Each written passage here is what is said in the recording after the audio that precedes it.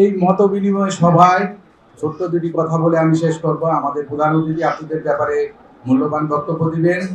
আমি একটা যে কথাটা শুনেছি যে অর্থ এলাকার স্কুলগুলোর ভিতরে এই স্কুলটার রেজাল্টই নাকি ভালো সবচেয়ে বেশি।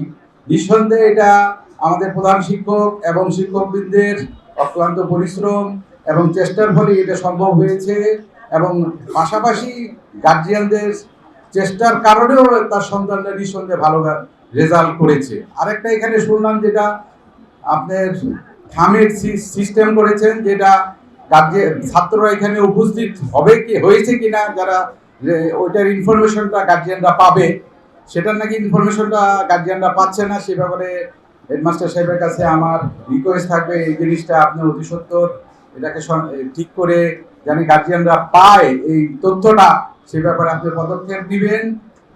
আর এখানে এলো একটা ছোট্ট একটা কথা বলি আমি, যে নর্মালি টিনেজে যারা থাকেন, টিনেজ বলতে 13, 14, 15, 16 বলে 19 পর্যন্ত যাদের বয়স, তাদের ক্ষেত্রে গার্জিয়ান যারা আছেন তারা খুবই সতর্ক রাখবেন।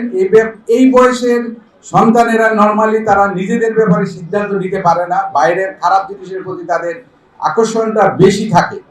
সুতরাং গার্জিয়ান যারা আছেন তারা এই স্কুলে ঠিক মতন আসলো কিনা, কোচিং ঠিক মতন করে কিনা, কোচিংয়ে তাদের রেজাল্টটা কি, এই ব্যাপারে আপনারা অবশ্যই খুব গুরুত্ব সহকারে এই জিনিসগুলা খেয়াল করবেন।